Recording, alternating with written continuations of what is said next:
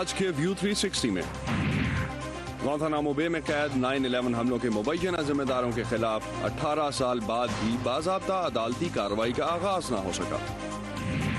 पाकिस्तान में बैरूनी सरमायाकारी के लिए हुकूमती कोशिशें, माहौल कितना साजगार है।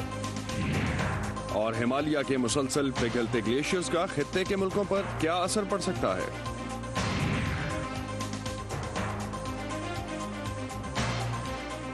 वॉइस ऑफ अमेरिका के वॉशिंगटन स्टूडियोज में खुशामदीद। आप देख रहे हैं व्यू 360। मैं हूं असदुल्लाह खालिद। अमेरिका के साबिक खुसूसी तहकीकाती अफसर रॉबर्ट मुलर ने बुध के रोज कांग्रेस कमेटी को अपनी गवाही के दौरान बताया कि 2016 के सदारती इंतखाबात के दौरान रूसी मुदाखलत की तहकीकात में उनकी तफ्तीश ने सदर ट्रंप को इस इल्ज़ाम से बरी नहीं किया कि उन्होंने मुबैना तौर पर तहकीकात में रुकावट डालकर इंसाफ का रास्ता रोकने की कोशिश की। हमारे साथ इस वक्त नुखबत मालिक कैपिटल हिल से मौजूद हैं। नुखबत, बताइएगा, बिल पर होने वाले इस ओवरऑल कार्रवाई में ये जो एक्टिविटी हुई है, क्या कुछ सामने आया है?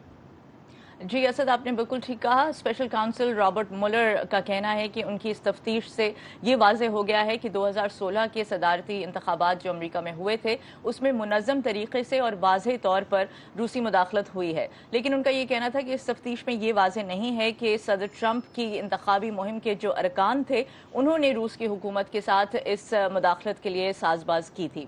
साथ ही साथ उन्होंने ये भी कहा कि इस तफ्तीश से जो नतीजा सामने आया है वो ये है कि जस्टिस डिपार्टमेंट की पॉलिसी के तहत सदर ट्रंप के ओहदे पर होने की वजह से उन पर फर्द जुर्म आयद नहीं की जा सकती। लेकिन तफ्तीश के जो नताइज हैं, जो हकायक हैं, उनमें उनके मुताबिक सदर पर जो इल्ज़ामात हैं उन्हें उन इल्ज़ामात से बरी नहीं किया जा सकता। इस हियरिंग में और क्या कुछ हुआ इसकी देखते हैं अभी एक झलक। आपकी तफ्तीश में ये मालूम करने की कोशिश की गई है कि सदर की जानिब से कानून नाफिज करने वाली तफ्तीश जिसमें रूसी मुदाखलत और इंसाफ में रुकावट डालने के लिए असर और रसूख का इस्तेमाल किया गया है, क्या ये दुरुस्त है? नुखबत, इस कार्रवाई के बाद रद्द अमल क्या सामने आया है? डेमोक्रेट्स क्या कह रहे हैं? रिपब्लिकन इस समाअत के बाद क्या मुतमईन है अब? जी असद, अगर रिपब्लिकन्स की बात करें तो वो कहते हैं कि रॉबर्ट मुलर की होने वाली ये पेशी कल जो हुई है एक सियासी थिएटर से कम नहीं है। और साथ ही साथ उन्होंने ये भी इल्ज़ाम लगाया है रॉबर्ट मुलर पे कि उन्होंने कई सवालों से इनहराफ किया है इस पेशी के दौरान और 448 सफ़हात पर मुश्तमिल जो रिपोर्ट उन्होंने खुद तैयार की थी उन्हें उस पर मुकम्मल उबूर नहीं था। लेकिन दूसरी तरफ डेमोक्रेट्स की बात करें तो वो रॉबर्ट मुलर की तारीफ़ करते हैं। वो कहते हैं कि इस तफ्तीश से जो अहम तरीन मालूमात थी अमरीकियों के लिए वो हासिल हुई है। और साथ ही साथ ये बताती चलूं कि इस वक्त 90 डेमोक्रेट्स ऐसे हैं जो सदर ट्रंप के मुआवजे का मुतालबा कर चुके हैं। ये नैंसी पेलोसी जो हाउस की स्पीकर हैं और डेमोक्रेट हैं, उनका कहना है कि सदर ट्रंप की जानिब से जो जराइम हैं, जो किए गए जराइम हैं, अमरीकियों को जो इसकी मालूमात है इस रिपोर्ट की वजह से जो है वो उनको मजीद जो है वो उनको हासिल हुई है। इसके अलावा रद्द अमल में रिपब्लिकन्स और डेमोक्रेट्स ने क्या कहा, आइए देखते हैं। मुझे उम्मीद है कि हमारी कमेटी में मौजूद डेमोक्रेट्स इस बात को महसूस करेंगे कि अमरीकी आवाम को इस रिपोर्ट पर जो भी थोड़ा बहुत एतमाद था वो इसे खो चुके हैं और अब इस रिपोर्ट से आगे बढ़ा जा सकता है। हम अब दरअसल इमिग्रेशन और दीगर मसाइल को हल करना शुरू कर सकते हैं। उन्होंने इस तफ्तीश में भी मुदाखलत की कोशिश की जो उनकी तरफ से इंसाफ की राह में मुदाखलत के बारे में थी। इसलिए ये एक मज़ाक़ाखेज़ सूरत हाल है जिसमें सदर ने हमें डाल दिया है, लेकिन अब ये सब कुछ पूरे मुल्क के सामने है। अगर हम इस रास्ते पर चले तो हमें यकीनी बनाना होगा कि ये मुल्क को मुत्तहिद करने वाला कदम हो। इसलिए हम चाहते हैं कि ये मुमकिन हद तक मजबूत केस बने। और आखिर में ये बताती चलूं कि मुबस्सिरीन ये कहते हैं कि ये मामला कल रॉबर्ट मुलर की पेशी के बाद यहाँ ख़त्म नहीं होगा, बल्कि 2020 में जो अमेरिका के सदारती इंतखाबात होने वाले हैं वहाँ पे भी ये इस मामले की जो बाज़गश्त है वो ज़रूर सुनाई देगी। जी थैंक यू नुखबत। हमें नुखबत मलिक अपडेट कर रही थी कैपिटल हिल से, कल जो हिल पे डेवलपमेंट्स हुई रॉबर्ट मुलर के केस के हवाले से और उनकी गवाही के हवाले से। माहिरीन मईशत के मुताबिक पाकिस्तान की मौजूदा मुआशी और इक़्तिसादी सूरत हाल बेयकीनी का शिकार है। सनती और कारोबारी सरगर्मियाँ मुतासर हो रही हैं। स्टॉक मार्केट अदम इस्तेहकाम का शिकार है और IMF की शराइत के मुताबिक शरह सूद में मुसलसल इजाफा किया जा रहा है। स्टेट बैंक ऑफ पाकिस्तान की हालिया मॉनेटरी पॉलिसी में शरह सूद बढ़ाकर 13.25% कर दी गई है, जो कि गुज़श्ता तकरीबन 8 सालों की बुलंद तरीन शरह है। जनवरी 2018 से अब तक शरह सूद में स्टेट बैंक की जानिब से 7.5% तक का इजाफा किया गया है और माहिरीन का कहना है कि मौजूदा माली साल में इसमें मज़ीद इजाफा होगा। महंगाई की शरह भी कुछ इसी तरह से एक्सपेक्ट भी की जा रही है आने वाले साल में, और करंट ईयर में भी हमने देखा कि 2013 के बाद से बुलंद तरीन सतह पर रही, और स्टेट बैंक ऑफ पाकिस्तान का कहना है कि मौजूदा माली साल में महंगाई की ये शरह 11 से 12% तक जा सकती है। पाकिस्तान की मौजूदा मुआशी सूरत हाल में बैरूनी सरमायाकारी की ज़रूरत पर बहुत जोर दिया जा रहा है। वज़ीर-ए-आज़म पाकिस्तान इमरान खान अपने हालिया दौरा वाशिंगटन में भी मुख्तलिफ सरमायाकारों से मिले और अमरीका से तिजारत बढ़ाने की भी बात की। कितना मुमकिन है और ये कैसे मुमकिन हो सकता है ओवरऑल इन्वेस्टमेंट की अगर हम बात करते हैं, इस पर इस वक्त हम डिस्कस कर रहे होंगे डॉक्टर जुबैर इकबाल से, जो हमारे साथ स्टूडियोज़ में मौजूद हैं। बहुत शुक्रिया डॉक्टर साहब हमें ज्वाइन करने का। सबसे पहले तो सर ये बताइए कि कैपेसिटी डेवलपमेंट हमारे करने की ज़रूरत है, या इस ओवरऑल दौरे को आप कैसे देखते हैं? जब हम ट्रेड बढ़ाने की बात करते हैं, इन्वेस्टमेंट्स बढ़ाने की बात करते हैं, हमारे पास इतनी कैपेसिटी है कि हम उसको एब्जॉर्ब कर सकें? ओ जी हाँ, बिल्कुल दुरुस्त है। देखिए, पाकिस्तान के अंदर कैपेसिटी की बात नहीं है, असल बात यह है कि किस किस्म की कैपेसिटी है, वो एफिशिएंट है कि नहीं। देखिए, तमाम दुनिया में अब बड़ी हद तक नई टेक्नोलॉजी इस्तेमाल की जाती रही है, प्रोडक्टिविटी बढ़ रही है, जो कि पाकिस्तान में नहीं हुआ। पाकिस्तान की पुरानी टेक्नोलॉजी है और पाकिस्तान में लेबर प्रोडक्टिविटी जो है वो आगे नहीं बढ़ी। ऐसी कंडीशन में पाकिस्तान जो है दूसरे ममालिक के मुकाबले में इतना इन्वेस्टेबल नहीं है जितना कि पहले होता था। अब ऐसी कंडीशन में डोमेस्टिक इन्वेस्टमेंट या फॉरेन इन्वेस्टमेंट जो है वो ख्याल से आएगी, इतनी जल्दी नहीं आएगी जितनी कि आप उम्मीद करते हैं। पहले तो यह ज़रूरी होगा कि वहाँ पर स्टेबलाइजेशन पैदा हो, जिसके लिए अब इकदाम लिए जा रहे हैं। IMF का प्रोग्राम है और उम्मीद ये की जाती है कि इसकी वजह से स्टेबलाइजेशन हो जाएगी, और उस स्टेबलाइजेशन के बाद फिर आपको इंसेंटिव्स बनाना पड़ेंगे, जिसका मतलब कि आपको मार्केट को इम्प्रूव करना पड़ेगा और इकोनॉमी की स्ट्रक्चर को इम्प्रूव करना पड़ेगा कि उसमें लोग इन्वेस्ट कर सकें और फ़ायदा उठा सकें। वो अभी नहीं हुआ, उसमें वक्त लगेगा। आपको लगता है कि जो शरह सूद है, इंटरेस्ट रेट जो है, जो पॉलिसी रेट इस वक्त है, उस पॉलिसी रेट के साथ और जिस तरह से रुपी डॉलर पैरिटी में हम देख रहे हैं कि एक अनसर्टेनिटी है, ये सारी चीज़ें कुछ रोल प्ले करती हैं इसमें? कुछ करती हैं, लेकिन इतनी ज़्यादा भी नहीं करती जितने के लोग कहते हैं। उसकी दो वजूहत है। एक तो ये कि देखिए, आप अपने मुल्क में स्टेबलाइजेशन करनी है तो उसके लिए ज़रूरी है कि आप डोमेस्टिक डिमांड को कम करें। उसको कम करने के लिए आपको बजट एक्सपेंडिचर कम करना पड़ता है, रेवेन्यू बढ़ानी पड़ती हैं, और उसके साथ साथ प्राइवेट कंजम्पशन कम करना ज़रूरी होती है। इसीलिए इंटरेस्ट रेट बढ़ाए गए हैं कि अगर लोगों ने लोन लेना है तो सिर्फ उन कामों के लिए कहें जहाँ पर ज़्यादा प्रॉफिट हासिल हो सके, ना कि डोमेस्टिक कंजम्पशन के लिए या कारें वगैरह खरीदने के लिए। तो ऐसी कंडीशन में इस किस्म के इंटरेस्ट रेट बढ़ाना कोई गलत बात नहीं है। इनफैक्ट तमाम प्रोग्राम्स में ये एक आम हिस्सा होता है। और ये भी देखना ज़रूरी है कि चूँकि इन्फ्लेशन बढ़ रही है, इसलिए इंटरेस्ट रेट को बढ़ाना ज़रूरी है ताकि उस इन्फ्लेशन को कंट्रोल में लाया जा सके। एक चीज़ अगर हम डॉक्टर साहब इसमें देखें, जो तिजारत की बात पाकिस्तान करता है और जिस तरह से ओवरऑल उसके लिए एक्सपोज भी करते हैं, वज़ीर तिजारत भी और प्राइम मिनिस्टर भी इस हवाले से पाकिस्तान के जो है वो बात करते दिखाई देते हैं। आतिफ मियाँ के मैं ट्वीट्स पढ़ रहा था कुछ देर पहले, उन्होंने कहा कि हमारे पास जो पाकिस्तान के पास ओवरऑल प्रोडक्शन कैपेसिटी है वही इतनी नहीं है, जो एग्जिस्टिंग ऑर्डर्स हैं वही पूरा नहीं कर पा रहे। तो उसमें कैसे हम ट्रेड बढ़ाने की बात कर सकते हैं? पाकिस्तान कैसे ये बात कर सकते हैं? देखिए, जब आप ट्रेड बढ़ाने की बात करते हैं तो एक स्ट्रक्चरल इशू है, ये शॉर्ट टर्म इशू नहीं होता। अब इसमें कई कंडीशंस पैदा करनी होती हैं जिसके बाद ये आपके एक्सपोर्ट्स बढ़ती हैं। एक बात आपको देखना बहुत ज़रूरी है कि चाहे आपकी कैपेसिटी कम हो या ना बड़ी हो, लेकिन चूंकि आपने एक मेजर ले लिया है जिसके तहत आप डोमेस्टिक डिमांड को कम कर रहे हैं, इसका मतलब है कि डोमेस्टिक कंजम्पशन कम होगी, जिसकी वजह से अगर प्रोडक्शन नहीं भी बढ़ती तो फिर सरप्लस बढ़ जाती है जिसको आप एक्सपोर्ट कर सकते हैं। तो अनचेंज कैपेसिटी के साथ भी आप एक्सपोर्ट्स बढ़ा सकते हैं अगर आप डोमेस्टिक कंजम्पशन को कम कर दें। इसलिए ये ज़रूरी नहीं कि इमीडिएटली कैपेसिटी बढ़ाई जाए। मानता हूँ कि कैपेसिटी इतनी कैपेसिटी की इशू नहीं है, असल इशू ये है कि एफिशिएंट कैपेसिटी है कि नहीं। पाकिस्तान में इस वक्त एफिशिएंट कैपेसिटी नहीं है क्योंकि नई इन्वेस्टमेंट्स ऐसी नहीं हुई कि नई टेक्नोलॉजी लगाई जाए। लास्ट 2 पॉइंट्स अगर तो एक जो इस वक्त बात कुछ हल्कों से ये भी की जा रही है कि पाकिस्तान को एक पूरी नई इक्तिसादी पॉलिसी की ज़रूरत है, इवन दो कि हम IMF प्रोग्राम में हैं, और उसके साथ साथ ह्यूमन रिसोर्स डेवलपमेंट जो है उस पर इन्वेस्ट करने की ज़रूरत है, बिकॉज जितना पाकिस्तान के पास इस वक्त ह्यूमन रिसोर्स अवेलेबल है उसको प्रॉपरली यूटिलाइज नहीं किया जा रहा। देखिए, ये बड़ा कॉम्प्लिकेटेड सा सवाल है और इसका जवाब आसान नहीं, नंबर एक। नंबर दो, ये एक लॉन्ग टर्म किस्म का इशू है, ये शॉर्ट टर्म इशू नहीं है। जहाँ तक पाकिस्तान में, जैसे मैंने पहले अर्ज़ किया कि टेक्नोलॉजी की बात आ जाती है और स्किल्स की बात आ जाती है जो कि प्रोडक्टिविटी डिटर्मिन करते हैं, तो वो कम है।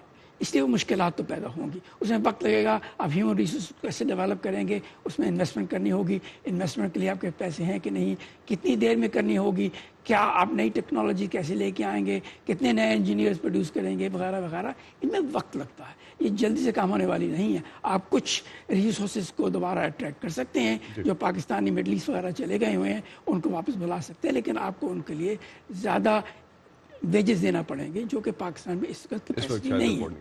بہت شکریہ ڈاکٹر زبیر آپ کا. ڈاکٹر زبیر اقبال ناظرین ہمارے ساتھ تھے اور بات کر رہے تھے اوور آل پاکستان کے جو انویسٹمنٹ اسٹرکچرز کے حوالے سے اور جو پالیسیز کے حوالے سے اس وقت سلسلہ چل رہا ہے. 9/11 کے ورلڈ ٹریڈ سینٹر اور دیگر مقامات پر ہونے والے حملوں کے مبینہ ماسٹر مائنڈ خالد شیخ محمد سمیت 5 ملزمان کے خلاف اس ہفتے مقدمے کی سماعت شروع ہوئی ہے. خالد شیخ محمد کیوبا کی گوانتانامو بے کی جیل میں قید ہیں. انہیں 2003 میں پاکستان کے شہر راولپنڈی سے گرفتار کیا گیا تھا. 11 ستمبر 2001 کو ہونے والے ان حملوں کو امریکہ کی تاریخ کا بدترین دہشت گردی کا واقعہ قرار دیا جاتا ہے، جس میں مبینہ طور پر القاعدہ نے 4 مسافر طیارے ہائی جیک کیے. 2 مسافر طیارے ورلڈ ٹریڈ سینٹر سے ٹکرائے تھے. 1 طیارہ امریکی وزارت دفاع کے ہیڈ کوارٹرز پینٹاگن کی عمارت سے ٹکرا گیا تھا، جبکہ چوتھا طیارہ جس کا ہدف کیپٹل ہل تھا ایمریکی ریاست پینسلوینیا کے قریب گر کر تباہ ہو گیا تھا.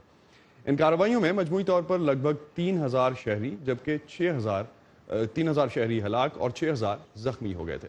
خالد شیخ محمد کے ساتھ القاعدہ کے دیگر ارکان میں عمار البلوشی، ولید بن عطاش، رمزی بن شبی، مصطفیٰ احمد الحسابی شامل ہیں، جن پر 9/11 مقدموں میں جو اس وقت مقدمہ چل رہا ہے جنگی جرائم عائد کیے گئے ہیں. ان 5 افراد کو 2003 میں گرفتار کیا گیا تھا. ہماری ساتھی نیلوفر مغل اس وقت گوانتانامو بے کیوبا میں ہونے والی ان سماعتوں کی کوریج کے لیے موجود ہیں. نیلوفر، اب تک کی عدالتی کارروائی کے بارے میں بتائیے گا، اور کورٹ کے اندر آپ موجود ہیں رہیں اوور آل اس پورے پروسیس میں، آبزرویشنز ہیں کیا آپ کی؟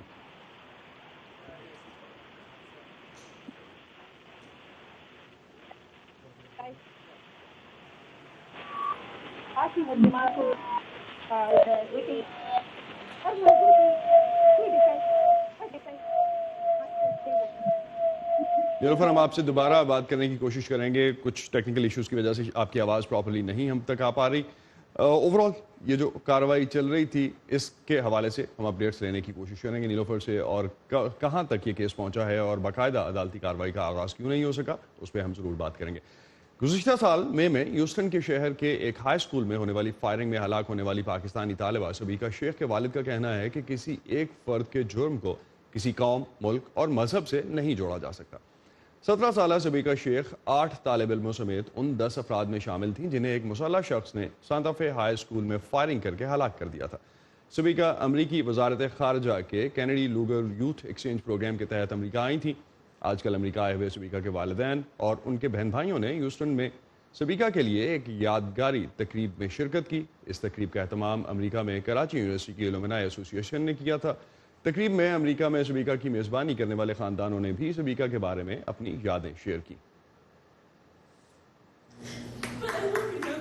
It's good to hear کہ ان کی بہت اچھی میموریز تھیں. They had fun اور میری سسٹر نے اپنا بیسٹ ایئر ادھر گزارا. مجھے ایسا لگتا ہے by seeing all those pictures and listening to their stories مجھے لگتا ہے کہ میری سسٹر نے پاکستان سے بھی زیادہ ادھر بھی بہت مزہ کیا. کیس کی جو پروسیڈنگ ہو رہی ہے اس کے بارے میں تمام تفصیلات دی ہیں انہوں نے، جس سے ہم کافی سیٹسفائی ہیں. اور اس کے بعد انہوں نے اسکول کا وزٹ کروایا اور جہاں جہاں سبھی کا کے حوالے سے ہم جہاں جہاں جانا چاہیے تھا ہمیں، لائک لائبریری ہے، اسکول ہے، اسکول کی وہ کلاس رومز وغیرہ ہیں جہاں پہ یہ انسیڈنٹ ہوا تھا، وہ تمام انہوں نے ہمیں وزٹ کرائے ہیں. مرحومہ سبیکہ کے گھر والے مقامی کمیونٹی اور امریکی انتظامیہ کی دعوت پر امریکہ آئے ہوئے ہیں. پاکستان کے بارے میں اہم خبروں کے لیے آپ آ سکتے ہیں ہماری ویب سائٹ urduvoa.com پر، اور اگر آپ کو ویب سائٹ تک رسائی میں مشکل ہو رہی ہو تو آپ آ سکتے ہیں facebook.com/VOA اردو کے پیج پر، جہاں آپ کو ہمارا تمام تر کانٹینٹ بآسانی ملے گا. ہمالیہ کے پہاڑوں کو وہاں موجود تقریباً 600 ارب ٹن برف یا گلیشیئرز کی وجہ سے دنیا کا 3rd پول کہا جاتا ہے. لیکن گلوبل وارمنگ کی وجہ سے دنیا کے دوسرے خطوں کی طرح یہاں بھی برف تیزی سے پگھل رہی ہے. نیو یارک کی کولمبیا یونیورسٹی کے چند سائنسدانوں نے اس حوالے سے تحقیقی مقالہ شائع کیا ہے. انشمن آپٹے نے ان سے جاننے کی کوشش کی کہ آنے والے سالوں میں ایشیائی ممالک پر اس کا کیا اثر پڑنے والا ہے.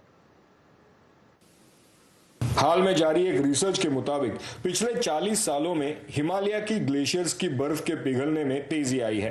कोलंबिया यूनिवर्सिटी के लामोंट डोहर्टी अर्थ ऑब्जर्वेटरी की जानिब से की गई इस रिसर्च में चीन, भारत, नेपाल और भूटान में तकरीबन 2000 किलोमीटर पर फैले 650 ग्लेशियर्स को स्टडी किया गया। बर्फ में होने वाली कमी के अंदाजे के लिए साइंटिस्ट्स ने सहारा लिया अमेरिकी खुफिया सैटेलाइट्स की मदद से 1970 की दहाई में ली गई उन तस्वीरों का जिन्हें अब डीक्लासिफाई कर दिया गया है। जब सैटेलाइट किसी इलाके के ऊपर से गुजरते हुए उसकी तस्वीरें खींचता है तो उन तस्वीर से एक 3D मॉडल तैयार किया जा सकता है। इससे ये पता चल सकता है कि 70 की दहाई में वहां के ग्लेशियर्स कैसे थे। उन ग्लेशियर्स की ऊंचाई में से अगर हम हाल की तस्वीर में देखी गई ऊंचाई को तफरीक करें तो हमें बर्फ में होने वाली कमी का इल्म हो सकता है। रिसर्च के मुताबिक सन 2000 से 2016 तक के अरसे में बर्फ का पिघलाव 1970 से 2000 के अरसे के मुकाबले दोगुना हो गया है। पहले दौरानिये में हिमालय की बर्फ में हर साल औसतन 4 गीगाटन सालाना कमी हो रही थी। ताहम 21वीं सदी में ये शरह दुगनी होकर 8 गीगाटन हो गई है। 8 gigatons of ice lost per year. ये भी पता चला है कि हिमालय की कम बुलंदी पर बर्फ ज्यादा तेजी से पिघल रही है। ताहम इसकी हद भी सभी जगह एक जैसी नहीं। बारिश में कमी और इलाके के मुल्कों में फॉसिल फ्यूल्स के बेलगाम इस्तेमाल से पैदा होने वाली आलूदगी को बर्फ के पिघलने में इजाफे की वजह समझा जाता है। ये सभी अहम वजूहात हैं, लेकिन सिर्फ शॉर्ट टर्म के लिए। ताहम 40 साल के अरसे के लिए इनका असर इतना अहम नहीं जितना कि दर्जा हरारत का। लामोंट डोहर्टी अर्थ ऑब्जर्वेटरी के साइंटिस्ट्स कहते हैं कि हिमालय की बर्फ के पिघलने से आने वाले वक्त में एशिया के तकरीबन 80 करोड़ लोगों को पानी की कमी का सामना करना पड़ सकता है। मानसून के अलावा ये ग्लेशियर्स इस इलाके के लिए पानी फराहम करने का वाहिद जरिया हैं। तो अगर ये कम होते हैं या पूरी तरह गायब हो जाते हैं तो इससे इलाके में पानी की दस्तयाबी, कुदरती माहौल, ज़राअत और आगे चलकर ब्रह्मपुत्र और गंगा जैसे दरियाओं पर भी असर पड़ेगा जो हिमालय से शुरू होते हैं। रिसर्चर्स के मुताबिक एशियाई मुल्कों को हिमालय के दरियाओं के पानी का अभी से बेहतर इंतजाम करना होगा और आलमी तौर पर ग्लोबल वार्मिंग को कम करने की कोशिशें तेज करनी होंगी। Anshuman Apte, voice of America, New York. Pakistan automobile manufacturing industry के मुताबिक पिछले मालियाती साल में गाड़ियों की कुल सेल्स कम से कम 7% कम हुई हैं। अप्रैल के महीने की सेल्स के आदाद-ओ-शुमार के मुताबिक पाकिस्तान में नई गाड़ियों की कुल सेल्स में 25% की कमी हुई, जो कि गुज़श्ता साल के किसी भी एक माह में सबसे ज़्यादा थी। जबकि रवां साल में गाड़ियों की फरोख्त में मजीद कमी की पेशगोई की जा रही है। मुल्क में टोयोटा और होंडा के मैन्युफैक्चरर्स पहले ही अपनी प्रोडक्ट्स में कमी करने का ऐलान कर चुके हैं। ओवरऑल प्रोडक्शन यूनिट्स कम हो चुके हैं। वॉइस ऑफ अमेरिका से बात करते हुए ऑटो इंडस्ट्री के ज़राए के मुताबिक अगले चंद माह के दौरान ऑटो इंडस्ट्री से मुतालिक मुलाजमतों में 10 से 12% कमी का खदशा है। सिर्फ एक ही साल पहले भारत के बारे में पेशगोई की गई थी कि वो जल्द दुनिया के 3 बड़े ऑटो मेकर्स यानी कार बनाने वाले ममालिक में शामिल हो जाएगा। ताहम इस वक्त भारतीय ऑटोमोबाइल इंडस्ट्री को इस अशरे में सबसे बड़ी सुस्त रवी का सामना है। नई दिल्ली के नज़दीक वाक़ गुड़गांव के कारोबारी मरकज से हमारी अगली रिपोर्ट में जायजा लिया जा रहा है कि किस तरह $100 अरब की भारतीय ऑटो इंडस्ट्री ज़वाल पजीर हुई। गुड़गांव में हुंडई गाड़ियों के एक शोरूम में ये कॉलेज स्टूडेंट अपने बड़े भाई को अपनी पुरानी गाड़ी के बदले एक नई गाड़ी खरीदने के इंतखाब में मदद दे रहे हैं। 10 से 11 साल हो चुके उसे, तो ये है कि अब वो 15 साल वाला सिस्टम भी है, तो थोड़ा सा फिर हमने भी सोचा कि 4 साल बचे हुए, अभी थोड़ी रीसेल वैल्यू भी आ जाएगी, और अगर 1-2 साल रखी तो फिर वैल्यू डाउन हो जाएगी। गिरती हुई सेल्स से निपटने की कोशिश में लगे ऑटो डीलर्स कस्टमर्स को डील्स, गाड़ियों के नए मॉडल्स और पुरकशिश कीमतों से लुभाने की कोशिशें कर रहे हैं। Drop of around 25 to 30%। कम से कम 25 से 30% कमी हुई है। वो डीलर जो अंदाजन 150 गाड़ियां बेचा करता था, अब वो 110 से 125 तक बेच रहा है। हमारे साथ भी ऐसा ही हुआ है। इंडिया की बढ़ती हुई कार मार्केट को देखते हुए आलमी ऑटो मेकर्स ने गुज़श्ता 2 दहाइयों के दौरान अपने ऑपरेशंस को यहाँ बढ़ाया। गाड़ियों की फलती फूलती सेल्स ने इस सनत को मुल्क के माशी पोटेंशियल की सबसे नुमाया अलामत बना दिया। ताहम इकॉनमी में सुस्त रफ्तारी आने के बाद पिछले साल मिडिल क्लास ने हर चीज़ की खरीद में कमी की, चाहे वो गाड़ियाँ थी या दूसरी चीज़ें। नतीजतन मारुति, सुजुकी समेत कई गाड़ियां बनाने वाली कंपनीज ने अपनी प्रोडक्शन में कमी कर दी है। और जबकि इस डीलरशिप ने अपनी 4 दीगर शोरूम्स खुले रखे हैं, दूसरी डीलरशिप्स इस कदर खुशकिस्मत नहीं। The salaries are going up, The infrastructure costs are the same. تنخواہیں بڑھ رہی ہیں, بنیادی ڈھانچے پر آنے والا خرچہ وہی ہے, لیکن گاڑیوں کی فروخت میں کمی ہوئی ہے. اس سے یقیناً شو رومز کو چلانا مشکل ہو جاتا ہے, اسی لیے بہت سے شو رومز بند ہو رہے ہیں. معاشی ماہرین کے مطابق آٹو انڈسٹری کے مسائل بڑے پیمانے پر ہونے والی اس معاشی سست روی کی عکاسی کرتے ہیں جو بتدریج رونما ہوتی رہی ہے. ہم نے طلب میں اضافے اور معیشت کو پھر سے پٹری پر چڑھانے کے لیے کچھ نہیں کیا. یاد رکھیے, ہمارا انحصار ایکسپورٹرز پر نہیں. کسانوں کے گاڑی مالکان بننے کے بعد ایک بڑی مارکیٹ کے طور پر ابھرنے والے دیہی شعبے نے بھی آٹو میکرز کو بری طرح سے متاثر کیا ہے. اگر آپ کی معیشت کا 2/3 سست روی کا شکار ہو تو باقی کا 1/3 دیر تک قائم نہیں رہ سکتا.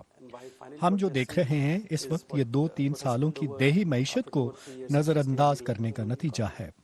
سست لین میں پھنسی آٹو انڈسٹری اس امید میں ہے بھارتی معیشت میں بہتری آئے تاکہ اس کی قسمت بھی پھر سے پلٹا کھائے. انجانا پسریچا کے ساتھ صبا شاہ خان, وائس آف امریکہ. بہت سے لوگوں کو مقابلہ کرنا اچھا لگتا ہے اور اکثر اس کا مقصد کچھ خاص بھی نہیں ہوتا. پاؤں کے انگوٹھوں کی ریسلنگ, برگر کھانے اور سیل فون پھینکنے کے مقابلوں میں بھی چیمپئن منتخب کیے جاتے ہیں. امریکی ریاست میشیگن کے شہر اوکلیئر میں ایک ایسا ہی مقابلہ منعقد کیا جاتا ہے جو کہ ہے چیری کی گٹھلیوں کو منہ سے دور تک تھوکنے کا. بالکل صحیح سنا آپ نے. آئیے دیکھتے ہیں آخر کون لوگ اس مقابلے میں کیوں حصہ لیتے ہیں. اوکلیئر میں چیری پٹ سپٹنگ کے نام سے منعقد کیے جانے والا منہ سے چیری کی گٹھلیاں پھینکنے کا مقابلہ نصف صدی سے پہلے شروع ہوا, جو اب دنیا بھر سے اس کھیل کے پیشہ ورانہ کھلاڑیوں کو یہاں لے آتا ہے جو اپنا ہنر دکھانے کے لیے بے قرار ہوتے ہیں. کئی کھلاڑی ہر سال یہاں آتے ہیں, جیسے 2019 کے چیمپئن کیون بارٹس. میں نے 10 سال کی عمر سے اس کا آغاز کیا. میرے والد بھی چیری کی گٹھلیاں پھینکنے کا فن رکھتے تھے اور وہ کھیتوں میں کام کرتے تھے. کوئی بھی چیری پٹ سپٹ مقابلے میں شرکت کر سکتا ہے. یہ مفت ہے. لوگ صبح 10 بجے سے یہاں آنا شروع ہو جاتے ہیں, قطاروں میں کھڑے ہو کر اپنی گٹھلیاں پھینکتے ہیں اور دوپہر تک حاصل ہونے والے نتائج سے ہر عمر کی کیٹیگری میں 10 لوگوں کا انتخاب کیا جاتا ہے. عام اصولوں کے علاوہ جو ہر کیٹیگری کے لیے مختلف بھی ہو سکتے ہیں, یہاں کوئی سخت اصول نہیں رکھے گئے سوائے اس کے کہ بارودی مواد, کیروسین یا آگ کا استعمال نہیں کیا جائے گا اور چیری کی گٹھلی کو اپنے ناک سے پھینکنے کی کوشش تو نہ ہی کی جائے. میرے خیال میں یہ بہت مزے کی چیز ہے. میری ماں سمجھتی ہے کہ مجھے چیری کی گٹھلیاں پھینکنے کا کام نہیں آنا چاہیے کیونکہ یہ خواتین کے کرنے کی چیز نہیں, لیکن مجھے اس کا مزہ آتا ہے کیونکہ میرے والد نے مجھے یہ سکھایا تھا. 2019 میں اس چیمپئن شپ کے 46 سال مکمل ہو گئے. اسے منعقد کرنے والی لن سیج کے لیے یہ خاندانی روایت ہے. ان کے والد نے کئی سالوں پہلے اس چیمپئن شپ کا آغاز کیا. 1974 میں میرے والد سوچ رہے تھے کہ چیری سے نکلنے والی گٹھلیوں کا کیا کیا جائے. آپ چیری کھا لیتے ہیں اور گٹھلی بچ جاتی ہے اور اسے تھوکنے سے زیادہ قدرتی عمل کوئی نہیں. سیج نے روایت کو جاری رکھا اور ان کا کہنا ہے کہ اس مقابلے میں ہمیشہ لوگوں کی بڑی تعداد شرکت کرتی ہے کیونکہ آپ کو تھوکنے پر ہر روز تحفہ نہیں ملتا. اینا رائس کے ساتھ وردہ خلیل, وائس آف امریکہ. اور اس ان یوزول اور انٹرسٹنگ رپورٹ کے ساتھ ختم کرتے ہیں آج کا ویو 360. فیڈ بیک کے لیے آپ آ سکتے ہیں فیس بک پیج پر facebook.com/VOA اردو. تازہ ترین خبروں کے لیے آپ آ سکتے ہیں ہماری ویب سائٹ urduvoa.com پر. خالد کو اجازت دیجیے. خدا حافظ.